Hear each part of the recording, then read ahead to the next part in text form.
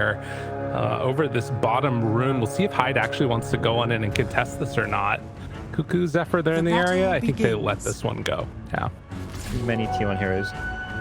The Treant Venge lane, to me, seems quite strong. They've got a headdress on Treant, but I like it against the Void. Like, the Treant punch, it's not like these bursts, like, not like you're throwing nukes that he can just time walk off. Like, a Treant punch with some minus armor from the wave, that hurts. And yeah, you can time walk away, but it's like, you know, it's going to be persistent damage that they can do with 0 cooldown because it's just right click. So it does feel like it's a lane where the Void is going to be in for a rough time. And so many times when these Voids have come around, it's been like looked really bad. It's been off the back of like a terrible laning stage. And then what do you do with this guy? You know, you got a Quelling Blade. You're going to go and try and like time lock some creeps over in the jungle. That feels real bad. So need to have a good start. And Zephyr already starting out there with the headdress and branches. Gets the first deny. Super annoying to play against. Hopefully 23savage will be able to find some farm for himself here because this is not going to be easy. My favorite part of the draft, though, as vanilla as it is going to be this mid matchup. Mikoto, as soon as the puck was picked, like, they just, like, I feel like Mikoto just turned to captain and was like, pick me Ember, because they first phase that Ember in response to the puck. So that's like Mikoto laying down the gauntlet. He has been so impressive on the mid lane, whereas Carl, I feel, has been a bit shaky this tour. So I'm very excited to see who gets the better of this mid lane. And it's a matchup that can go either way. A ton of skill potential. He's spamming out the wave already with Carl. And if you make one wrong move, a little bit of a misclick, suddenly things can go pretty badly. Up on the top side, though, also DP, you were talking about this in the draft while we were waiting to come onto the panel, and you're saying that this is something that KP's just like looked super solid on throughout this tournament. Yeah, it gives them this hero just to play around. Like, usually the lane itself is like a bit of a farm trade, but once you hit, you know, uplane DP, you know what you're going to get. It's this tower taker with exorcism, like around, you know, minute 10 with a siege wagon. Usually your first exorcism, you get the offlane tower. Your next, you get the mid tier 1 tower. You're playing on Radiant side, so you've got the Roshan advantage. So that's something I think Talon very much had in mind when picking Death Prophet, is like, we want heroes that can take Roshan. Shaman got actually banned against them. So, you know, the Rosh taking options were limited. Right, and that was something that they used to great effect in their series earlier last week as well. As up top lane, Gabby going to take a couple of punches there. The reflection for the turnaround and some pretty good damage. Still hanging on to the Fairy Fire. Gabby will be able to walk that one off, no problem. But yeah, a little bit of danger already in the early goings up top. Yeah, Death Prophet not getting that much CS. Actually, only the 7 last hits. TV with 10-6, but down bottom, yeah, Talon also struggling on the Void. So the 2 side lanes for Talon not farming all too well. This is kind of how I expected bottom lane to go. I think that Treant Bench just have so much right-clicking power, and Treant makes it hard to get those last hits. But top lane Q, he's committing on. And down low, Q barely able to walk out of there, has the salve, and will be able to make the escape. So super close to first blood. But nothing good. Power of Warlock, just constant sustain in this safe lane. White one's behind them here. Be okay. Yeah, this is not where a Warlock usually wants to walk around. You can very easily just get destroyed. Only 300 movement speed, not a whole heck of a lot of survivability. But we'll be able to walk that one off and then start throwing the heals onto Gabby again. And this has really been the feature that we've seen for why this hero gets picked. Can't kill the carry. Warlock will get him back up to full pretty quick. Nothing much they can do against Gabby until they get some more levels here. And until, you know, the mid laners start making their moves, which is not going to happen until at least level 6, and usually not even level 6, but you want some power runes. You want to get to that point where you can rotate with a power rune, give the support the mid lane, and then make your play as either an Ember or a Puck. And one of the things is the Ember going for this Flame Guard Slight build is not going to have the Searing Chains to make those rotations as easily. I mean, he can Slight spam and get kills, but it's just not quite as effective. Look at this play by Carl. Yeah. That was nice. Now gets the double rune. Very nifty. Yeah, we see this every now and then, and whenever it happens, it's like, it's a bit of an outplay. Yeah. Especially for a matchup which is Ember favored, to get the double rune there. Because the issue is, Puck just gets out harassed with the Sleight of Fist spam, particularly with the Blightstone. Gabby forces a TP out from Q there. Tough, but yeah, so getting double rune kind of salvages this lane a bit for Carl. He's still getting bullied. He may just have to make a base trip. I think he's going to farm this lane and just walk home. At least he's here. He has to walk home, surely. He's thinking about trying to steal these creeps. I mean, this is ultimate greed right here. He has wand charges where he can throw an orb, but it is deadly to stick around right now. Yeah, he's gonna salve. No, he's gonna chainmail. Is that I guess? Radiant structures are fortified. Well, they glyphed there for a moment and actually gonna jaunt to the far side. So now he doesn't even have a TP or anything. He's gonna have to make the run for the bounty rune. Maybe that's why he's walked home. I don't know. He's trying to. Oh, he's okay. So it's the bounty rune. Yeah. Oh, he used his TP to get the double rune. Yeah. I guess that's the cost of it. Top lane Q gonna get the kill on White One. So there's first blood, but you know, I mean, first blood obviously impactful, and some regression down bottom as well. Can they finish him off? It doesn't look like it. They're going to be able to walk this one away. But yeah, like you talk about, the cost of using that TP for the double rune means that he kind of gets forced to stay in this lane. He's still doing okay. This is Ember favorite, and there's down bottom. It's brought down by 23savage. So the lane, after some level, is starting to look a little bit better for Talon here. Puck gonna TP bottom. He got the bottle refill mid from the Warlock. He's gonna take over the lane, and Puck is going for an early rotation. Boyle tries to dodge the game. It's gonna happen. He called for it. He's like, he told him. He warned me. 23savage should have watched the interview. He's like, I'm coming for you, 23savage. We're gonna get you this game. They do. They knew what was happening. Former carry, playing with the team, make sure that they show him down whenever possible. But they do bring multiple heroes mid now. 3 heroes mid for Talon, and they're gonna try and get a good chunk of damage onto this tower. Great rotation. They have got the siege wagon. Puck can't TP back. He has to walk back to lane. They may come close to bringing this down. But maybe just not quite enough damage here. They're not going to want to tinker with heroes. I mean, Hyde is hanging out for a little bit longer. Yeah, and that it looks like finally they are going to get the catapult done. Makoto's still behind the tower. It's still usually this tower doesn't drop until like second exorcism. Like first one takes top tower, second takes mid. With that said, KP's lane is going pretty poorly. So they haven't actually pushed Gabby out of this lane at all. So Makoto's rotating top, which is I think what needs to happen. Remnant in. Can they get him? Yes. They bring in one hero and get the kill, and KP living on that super low HP as well. That was such a key rotation. Like the fact Gabby was still in this lane at 7 minutes was a bit of a surprise to me, even though the lane started really well. I just think that threat of a spirit rotation should always usually mean it by 7 minutes, the carry should be in the jungle because he can't stay in lane against a mobile mid hero with runes and whatnot. So I think Gabby maybe stays a bit long. He's going to TP back in, maybe just knowing that some of these cooldowns are up. Ember's back mid, but it's definitely a risky lane, I think, for Gabby to stick around in. And I mean, this is the other problem, kind of, is that like we were talking about how you were supposed to be able to like have a decent time up top here potentially, that the lane against the Faceless Void was supposed to go well. Now you look at the top cores, and both of the side lanes for Talon are actually looking fairly decent, and it's the Terrorblade that's really maybe going to struggle here if they keep bringing heroes multiple times to him. Micavon will drop down a ward back behind the tree line, and KP, he's just going to run on in. Yeah. Do they know he's here? Oh, he's TPing out. They don't find him. Yeah, this is the typical Death Prophet stuff. This maybe, I mean, it's happening about when you would expect. And the key thing is Ember just got a rune. He got a double damage rune. It was the 50-50 rune split. Carl went bottom, he went top, and a double damage on Ember with level 4 Slight and a Blightstone. That hurts. Nobody's defending this top T1 tower. They're going to throw the living armor. That'll delay it, but if anything, you're looking for a trade here. Or a kill on Savage. Savage should not be able to get away farming alone down bottom at this point. Well, and actually, KP runs now out of the Exorcism. So they use the living armor, they use Exo, and they aren't still taking the tower yet. It looks like they are going to finally finish as Makoto does pop that DD for it.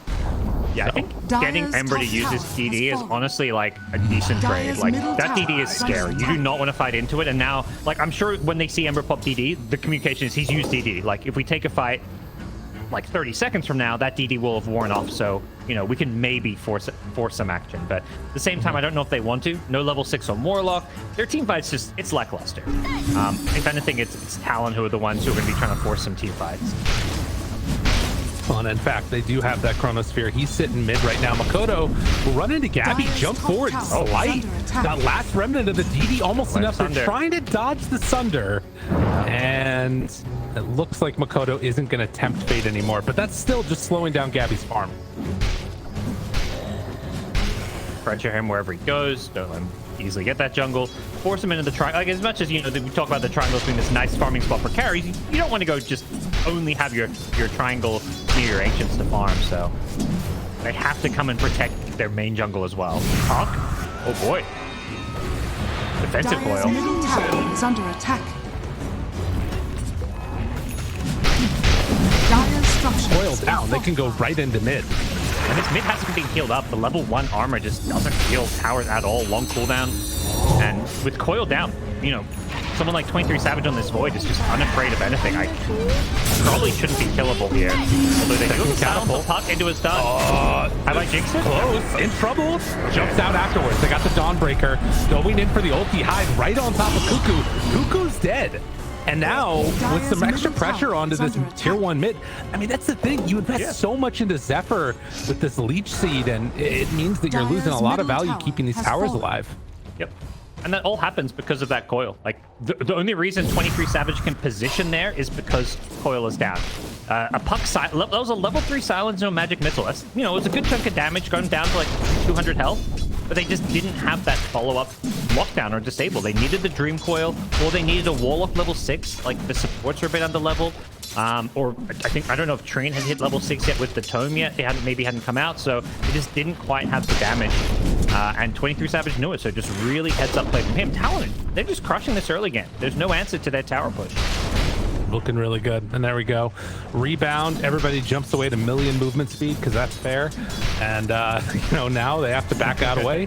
Again, Zephyr thought about throwing out that Nature's Grasp, but doesn't go for it. So you look across the entire map, and Talon are farming all 3 lanes. They're farming Dire Jungle. I just feel like they're getting way more out of the map right now. 3k gold lead for them. That's, I mean, if you're Talon, that's good news, because this Gabby TB was something they picked in their last 3 games against SMG, was ultimately the big late game carry. So if it goes late game on even footing, it's TB favorite. Gabby is brought down very low while in the jungle. Q will find the tree, throws out the magic missile. KP's still playing around that way. Q just gives the rebound and then dies. That was interesting. Rebounded in, okay. Yeah, didn't even try and rebound away. Yeah, I don't know either. Marcy, new heroes, still learning. Sure. No, maybe it was that anyways. I'm not sure. But another power rune going the way of Talon, because of all these towers being pushed and these lanes being pushed out. Like, these power runes just represent like pressure on the map, because it just means Talon have to play defensively. And they're communicating. Every time Ember gets one of these runes, they're probably saying, like, you know, as soon as they see it, like, you know, Ember's got this rune. We can't play aggressive, or he's gonna TP in and just like a haste Ember is just gonna get slide after slide off and be unkillable. So T1 have to play defensive. That's what their draft is kind of designed to do. They're protecting their ancients, farming triangle, and unfortunately losing supports who are just, you know, doing their job, just scouting out aggression. As a support, you got to put your body on the line to try and secure some farm at this point. Right, and this farm is a triple ancient stack right now that's being taken with a meta Terrorblade, so getting some farm going while they're losing heroes, but as you said, still losing those heroes, not great. Although likewise, Talon, I mean, the next objective is a little bit unclear at this point. You can try and maybe pressure a little bit for tier 2 top, with love obviously to get a Roche. That's where previously they had that like power from the shaman and just dropping wards for it. Not going to be the case this time, as Q does have rebound available. Actually, Q down super low. They will jaunt out. Cuckoo's still chasing for this one, but they won't be able to find anybody. They're pinging Makoto, but he still doesn't have Searing Chains. Oh my god. Fair enough, I guess. But against a puck, like, they don't really have... It's funny because it's almost like the threat of a Searing Chains. Like, maybe they don't quite realize this skill build. Obviously, they know he max slides, but they maybe don't quite know how many points he got in the Flame Guard. Swap in. Swap on the high, trying to get the D-ward action going. And we'll get Overgrowth, and now they bring him down. Also, KP in some trouble. Drop the Golem, why don't they? Everything laid down onto Talon, and they get 2 quick kills. Not bad for T1. A lot of big ultimates. So I totally agree. Not bad for T1, but the question is what happens now? Because Talon, they're going to fight back. Whether that's just taking a Roshan probably for free with no Overgrowth plus Chaotic Offering. Like, how do you contest a Roshan with Exorcism? Outside of Exorcism, they don't have the best Roche taking, but Exorcism alone should be enough. So we'll see what Talon do, because theoretically they should have full control of the game for the next like 2 minutes while these ultimates are down. Kodo finally gets Searing Chains, uses them now on the Golem, will deny the bounty rune. They do finally get the gold for that one, and the second bounty rune will spawn, but still, it hurts a little bit there. 20 seconds until Exorcism, and Metamorphosis is back up, but as you said, those other full spells being lacking makes that one a little bit tough. Just pumping the Unleash on Roach. That shows how valuable this ultimate is on a support Marcy. I think they'll have... maybe they don't need Exo, it looks like. They're killing Roach pretty fast without. And yeah, there's nothing T1 can do about this. Which is honestly, I mean, again, I think both teams are getting what they want right now. For T1, it's use our ultimate to win a good fight and then passively farm. For Talon, it's like, okay, ultimates are down. Get as much on the map as possible. Take Roshan, take objectives, put ourselves in the driver's seat. So it's going to come down to what Talon can get with this Aegis, particularly when T1 have ultimates. Radiant's bottom tower is under attack. Right, and that is, at least for now, the job for T1 is just split push, pressure out all these towers. It does look like down bottom, Gabby trying to get some pressure onto this tier 1 with the catapult here, and they should finally get it now. Also, a mechanism done for Dawnbreaker, so they're very much hitting these timings, and I'm pretty sure that Makoto's gotten every room. This Ember pick has worked out fabulously for Talon so far. It really has. Like, this ability to put pressure on the map, and Ember's just having a pretty free game. I love the mech pickup because it does feel like T1's way into this game is the big team fight, like the Overgrowth, the Warlock, Rock, Puck, and the way to play into that is just having, you know, mechs, pipes, attacks. So Hyde going for a mech to me, yeah, makes a ton of sense when you're up against this big AoE team fight. Radiant's bottom Smoke up now, Kodo. Underneath that one, we'll run into a couple here. Cuckoo has the Aghanims being delivered right away. Q's gonna catch him. His courier is getting close, will be delivered now. As the Overgrowth comes out, Zephyr dies. And I think that just about ends the fight. I don't know. I mean, I guess they have they have Warlock ulti. But scary. Hard to fight into this. Yeah, the big thing with Vengeax to me is always don't commit too much to kill Venge. Like, Venge with buyback, it's like you've got 4 lives. Venge without buyback, I mean, it's still the double life, and it just doesn't feel valuable to kill a Venge in a team fight. In like a pickup sense, sure, but the way you lose a fight if you're Talon is by overcommitting too many spells on a Venge and then getting counterplayed by this big team fight. So Cuckoo's going to be dangling himself in what looks like bad positions to try and basically feed away his life to win a team fight. Right. Or alternatively, if there's a good Chronosphere, can come on in and save the TB at that point. This is another option, but we'll have to see if they go for it. But it doesn't feel like T1 want to take that fight anytime soon. It is definitely the chill zone for the moment. Although Makoto will run into Cuckoo there and then just walk away, go back to farming. Yeah, it's definitely nice because it doesn't feel like there's any easy chrono targets, because if Venge frontlines, you know, Venge acts as kind of like a racing where it's like you've got the multiple lives. You don't want to chrono Avenge. TP, if he frontlines, you don't want to chrono TP because he'll get swapped out. So basically chrono is not a spell that will typically start a fight. It's going to be something used after, you know, midway towards in the fight, or even after all the swaps and stuff are being used. Or on the backlines. Like, if anything, someone like a Puck becomes a good target if Venge swaps down. Radiant's top tower is under attack. The haste rune for Makoto and Talon. How much time left on this Aegis? They've still got 2 minutes. We'll see if they want to get something done with it, or if they're confident just continuing to farm. But actually, T1 are the ones that are going to smoke up now. Yeah. They seem to have a read on where Talon are and that they're passively farming, so they want to find some kills. They won't be able to quite catch him there. Just barely away. I like this Aether Lens that Cuckoo has queued up. It just works so well with the hero, with the swaps as well as the magic missile. Everything Cuckoo wants to do this time, I feel like this amplifies it. Shard eventually as well, if that's the opportunity for him. He wants to go for that one. But for now, at least, go back on out of T1. Still comfy, just sitting back and farming. I think that this is going to be 2 Holy Lockets eventually. Not sure if Whitemon's going for it or not, but Zephyr's already finished his. So lots of heal. On the Dire. Oh, yeah. kills galore.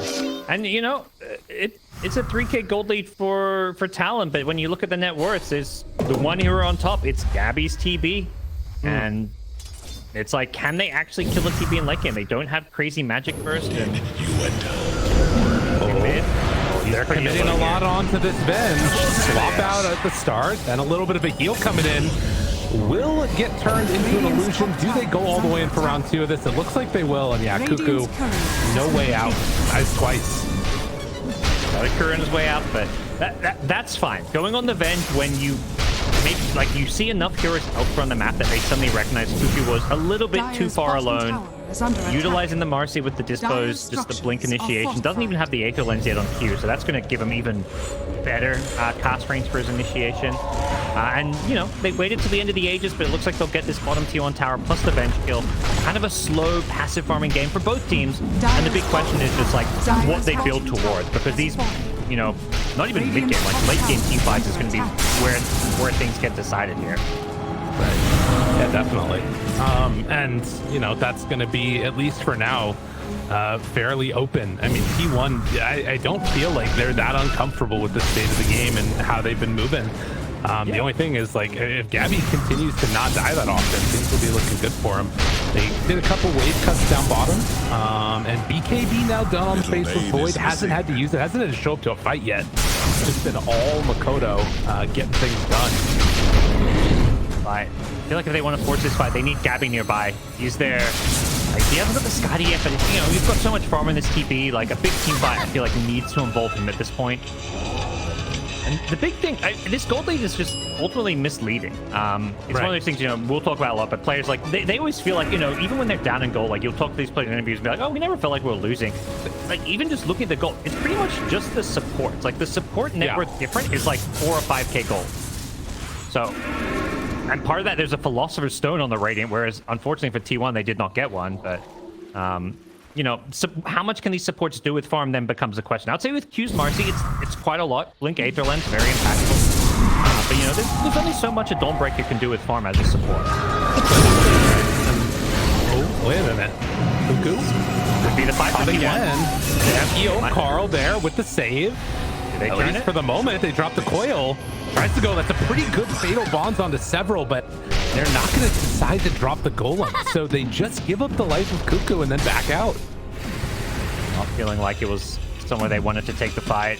It looked like, I guess Puck just dropped the coil and they didn't have quite the follow-up they wanted. Fighting from low ground up to high ground. Like, they had the vision on the cliff, but it wasn't quite near enough maybe to fight under. Yeah. And also, maybe again, like I mentioned earlier, like, they're making these bolds with Ember has every single fight. He seems to have a power rune. He has an arcane rune there. Radiant are just scanning. Having rune control for these team fights can make such a big difference for a hero like Ember, who gets so much value from an arcane rune. And I guess that's the thing, like, if they just do these couple little pot shots here, this is where the tree does start to look pretty good too, because you're not really losing that much damage on your towers. You've got the potential to turn things around. They can wait for that perfect fight and they don't lose much. They just keep getting stronger. I mean, obviously the Philosopher's Stone kind of hurts in a way, but I think that, like, you also have a couple of heroes that do a ton without a ton of farm. With the Warlock, with the Venge, these are still high impact heroes in the late game. Yeah, there's not really any item that changes Warlock's impact on this game. Glimmer's nice and all, but it's very minor as far as changing how your game plays out. Except for his Blink Dagger, I think that's a pretty big one, particularly against BKB cores. But, you know, for now, yeah, they probably don't even know they're behind it. I'm sure Gabby's just saying, like, guys, really farmed. If this game continues at this pace, like, how do they kill me? I put a Venge who can just sit behind me and swap me out, or, you know, if our Venge is frontlining, then they're ignoring me. So I think Gabby is set up to carry this game, which is very fitting considering, you know, T1 versus Talon, the drama with the carry players on this team, 23savage being hit, Gabby, you know, with some of the comments he's made in the past. Like, this is a spicy one, and this game one is going to come down to the carries. It is very fitting. Who was right? Who was left? It will all be decided here. All the memes. Oh, and it might start soon, actually. Be careful now. They're a little later.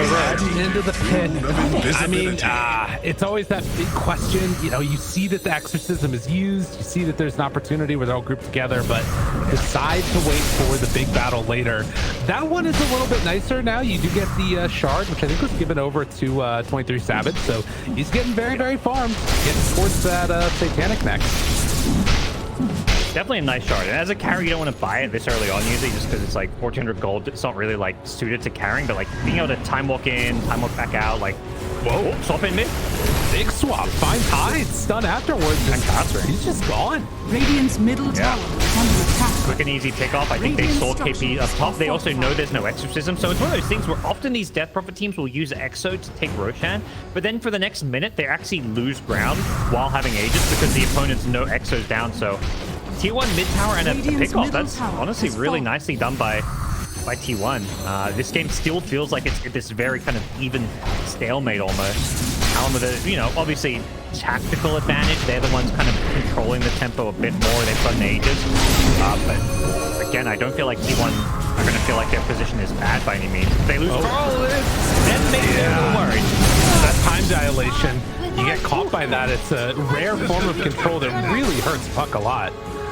So a nice little catch there. Dyer's top I was gonna say right after he died, I think he needs a Linken's, and I think he queued it up after he dies. Playing into the Marcy, like Linken's just becomes to me a must-buy item on a hero like a Puck. Or he needs an A on this, one of the two. Yeah. Well, they do manage to find right there a nice pickoff, and now heading on in trying to take down this tower. Tree will keep it alive as long as possible. Be careful, this tree may.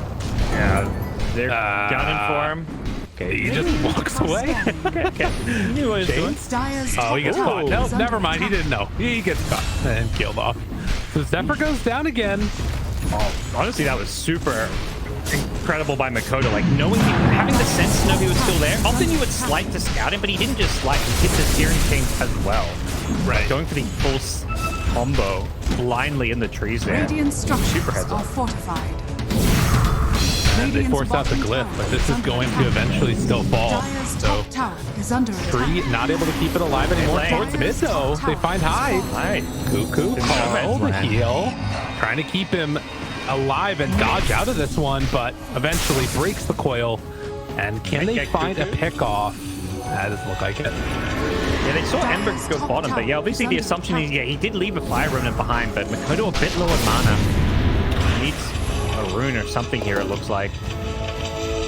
Isn't available to him, so nice find by T1. This is the big thing they have to do when Aegis is up, is just keep sending these TP illusions bottom, force rotations bottom. Like, yeah, Ember's a decent hero to deal with the split push because he can always remnant back in, but you just gotta, you know, keep Ember honest, keep the pressure up on the map, and just try and, you know, it's kind of like turtling it up a little bit, but you can't turtle in your face. You need to actually be aggressive by, you know, pushing out both bottom and mid lane. Bottom tower is under attack. Well, and we are starting to see maybe a little bit of a problem here. You know, as much as we're talking about how good this looks for Gabby in the late game, Carl is definitely falling behind slightly. His other opponent in Makoto, who is starting to build up a little bit of advantage, already has the Lincoln Spear. Cuckoo, break the Lincolns right there. Going to commit everything now on to this bench. Carl looks for a turnaround. Second round, couple batches, tries to throw out the stun. He's going to connect, and now jumping back and forth. Will manage to stay alive. Coil afterwards, connecting now. Trying to bring down 23savage. Is he going to get away? No. So that is Aegis down. Do they have round 2 in it though? Gabby going to stand right on top, wants to chase, but it's a little bit dangerous, and without another coil, I don't think T1 have enough control.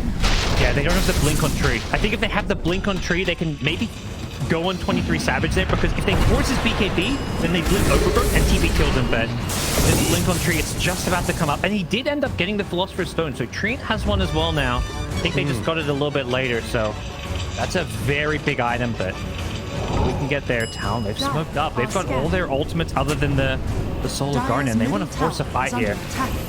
Gabby, good map awareness. Yeah, scans also, and they saw that was coming their direction. Cuckoo mid, but no follow-up. Marcy just with the Blink disposed, but the rest of the team did not want to commit that deep. Yeah, we're going over for the Terrorblade Illusions, I guess. But Radiant's bottom tower. no such is under luck. attack. So again, another round of Aegis, but not really any objectives taken. They took that top tier 2 tower, and that does open up the ability to come on in and take outposts. That's going to be something to watch for. Kodo, fight on. He's in biz there. Gets found, rooted, wants to jump away, and the pull off to the side. Cuckoo swaps him out afterwards. They got Canic offering, but he needs to wait for the silence to wear off. Cuckoo, low, in some trouble, and getting healed back up. Living through it, jump in, and there's the dispose. Round 2, the stun is there. They had to go all in for that one. BKB out from Gabby, and now the Chaotic offering. Where's the follow-up? They don't have Metamorphosis, so he just has to go toe-to-toe, and the Chrono's right on top of him. Overgrowth afterwards, looking for Zephyr. Walk back into the Chrono after that one. Double kill for Savage. Cuckoo now has to run in the illusion form. No buyback if he can't get into this fight. Talon, they're just looking too strong. Coil plans to follow up. I don't think they've got any. No, not at all. Carl does not have nearly enough damage. Yeah, And rooted. Oh my god, jumps in. And he's low. Yule Scepter. He needs to run away. Yeah. and we've talked a lot about like T1 taking these fights and really, you know, playing well when Chrono and Exorcism were down. That's exactly what Talon just did. The big ultimate that isn't an ultimate is Metamorphosis, and Gabby without meta there just couldn't really dish out damage. You know, he got swapped out of the Chrono. I don't actually think he was going to die there. It was just a very chaotic situation where Cuckoo, you know, trying to do his job to save his buddy there, but swapped himself in, and just in the end, you know, T1 do disengage, lose a couple of supports along the way, and unfortunately also, again, lose Cuckoo, who's kind of just being this kind of frontline sacrificial lamb to try and keep buying them time, kind of delay this game. But they've got to fight with Metamorphosis, because with a meta there, T1 clean up. But the reason that fight happened is because Talon really feel the tension with the way these two teams are playing this. Radiant's bottom Gabby tower has manages to take the bottom tier 2 tower after, you know, big ol' T's are on cooldown, pressuring out the map, and one will retake this side of it. Nice. Get this outpost and really play around this bottom lane effectively now. As they've been doing, they see high here. Swap in. Long range. And in some trouble. Gabby doesn't want to pop Metamorphosis, won't need to. And actually, Radiant's bottom all right, we're talking about all these things that are going great for Talon. Suddenly, they're up on their high ground. Chrono, 22 seconds. Makoto turned upon. Lincoln's broken. Carl, he's right there on top of the two. They don't have TPs on these heroes. They're using them to get back now. Everybody's coming back in. 23savage jumps forward. Time annihilation. Disarmed on Gabby. Yeah, this is very scary. Q tried to find him. Dispose is finally there afterwards. 23savage jumps in again. Silence out from KP. And T1 have to disengage. Meta's wearing off slowly, and now Talon, they want to chase. They know Meta's only got 10 seconds left. They want to force this. Turn, swap, Savage jumps in. BKB has Chrono available if they want to use it. Waiting on it, last second, gets it off. Makoto right on top of the goal, but the overgrowth comes out. Now round 2, the heal coming in afterwards. Enough for the kill on to TB. And it was a bold move from T1, but it does not pay off. Cuckoo is going to drop down to the south as well. And just like that, they will lose 3. Maybe more. Oh. Carl? In the base, Carl, can't quite get he's him. out. Okay, didn't have vision for the Yule Scepter. Great chase from Talon, just forcing the issue there. And I think T1 knew they're chasing him. We can't outrun them. A hero like Void will just keep chasing me down. So T1 got forced to basically, at some point, they're like, we just got to fight. We got to try going this Void and kill him there. And I think he kind of got swapped in, and they were very late maybe on the overgrowth. It looked like Zephyr just couldn't get his Blink overgrowth off in time to maybe help out against the Void, and that really cost them. The big issue is the Void doesn't just have BKB, so he pops BKB, but he still has the Satanic as an additional dispel as well, so it just makes it so hard. Yeah, the popping Satanic for that. And I guess that's maybe part of the reason that 23savage is waiting for a little bit to pop the Chrono so we can at least get some value out of the Satanic too. All in all, just a really solid fight from Talon. And, you know, while we've been saying that, you know, T1 are definitely still in it, Talon have not looked back once. They have continued to control this game, albeit being close earlier. Now it is pretty handedly in their favor, at least for the moment, but can't relax too much. Although Roche is back up again. We'll see if they try and take that right away. Yeah. for T1. Metamorphosis will be back up, so they've got all their key spells if they want to make their move out on the map, but Rose will drop too fast. I don't think they're kind of in a position to get there in time. This is just, honestly, like, so much goes back to Talon's approach to this game with the draft. Like, they very much designed a draft around playing Radiant. It's something teams are very wary of, like, which side you're playing on can influence, like, what heroes you pick. And playing on Radiant, you want to have these Roach takers if you can get them. They now have an Aghanim Scepter on Void, and suddenly, by far the most farmed hero in this game. 6,000 gold ahead of the TB. And I am really struggling to see how they take a fight without able to win it. I guess, like, we haven't really seen a great Whitemon ulti in a little while on this Warlock. Could be an avenue to make something work.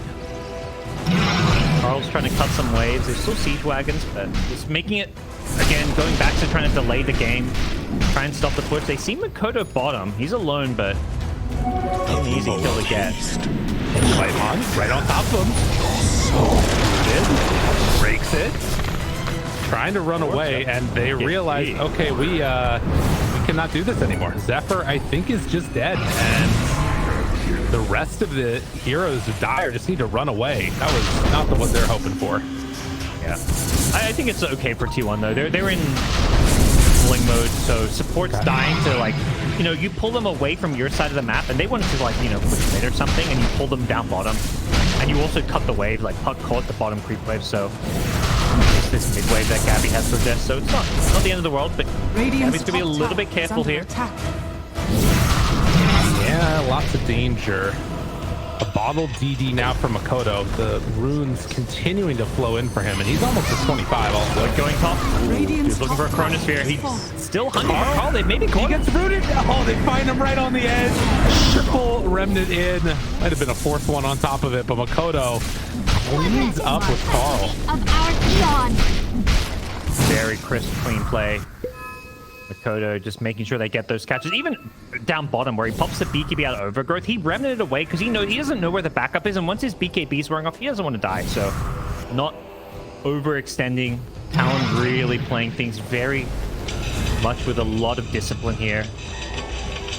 Feels like T1 on the back foot. They're in full high ground defense mode, and definitely an area where they can shine. You know, you can make it hard to keep these down with the living armor. You've got some big team fight to fall behind too. It's just this Aegis that makes it really hard to go on Savage. Savage goes in right away. They already popped Metamorphosis, trying to find an avenue to go into this one. KD down low, going to die. 23savage now still standing right on top of him. Goes in for more, trying to take down Gabby. Has Thunder available, but the KD comes out in time. Swap out afterwards, but it's not enough. And he gets pulled, he gets controlled, and he gets killed. 4 dead. 24,000 gold lead, and Talon look to take game number 1 if nothing changes significantly in the next little bit. They got a creep wave. Carl can't cut anymore. What a fight. Like the swap out, but Marcy was there. Honestly, it felt like Q was just waiting for that blink dispose just to make sure that there was not a chance for him to get that Sunder off. And it's really been the story of these team fights is, can he get a good Sunder off? And you know, you don't just want to Sunder your teammate or an enemy support. You want to find that core. Oh, he's still dilated. No way out. He can't get out of there, surely. Dilated for a couple more seconds, trying to get out of there. They don't know which direction he blinked. He blinked out to the south. All right, Carl. He's staying in it. I mean, this might not be the end of the game. 30 seconds until Terrorblade. Are they even going to make it 2 lanes? I don't even know if they get a second lane. 4 heroes will be alive. We'll see if they force top with the H. It looks like they do want to do. They want to do so. Void has a cheese, maybe just to get some mana back if he wants it for the Chronosphere. Yeah, it could be a good thing. They also have Holy Locket. They can give him the charges of it if they need to. But it looks like for now they're sticking around. 5 seconds until TB stunned. Trying to slow this. Dispose comes out. Jump forward. Cuckoo. They're dropping a lot of damage into him, and well, a second round of stun, but I don't know if it's going to matter. Metamorphosis is still on cooldown for 30 seconds. Swap, but they were able to get the swap off anyways. Dire's top tower. In some ways, like, this is the ultimate issue you often see with... Oh my god! Carl, he just catches him! Oh, Remnant's in, sleight of fist, dead for 2 minutes. No buyback. The 23savage show, that's a couple times now. He's caught this puck, and yeah, without a buyback, things could be in for some T1 doom and despair here. No Aegis in 5 seconds, but even so, like they're 3 versus 5. They've got the Carrot offering in 20, but it's all in on Gabby, and I like there's only so much he can do. It's not about like him needing to do something good. It's like, what can he do? He's just being kited and played around. Swap in KP, not bad, but not enough. Now goes for the stun, hits onto the Cuckoo Illusion. Better come back to life in a second, but it's in trouble. Not gonna happen. 23savage does not quite have enough. Still jumps in for more. Just follows the punches. Zephyr is dead. GG is gonna be called. Talent. Keep it looking pretty here in Division 1. Anytime they go on the Gabby TB and you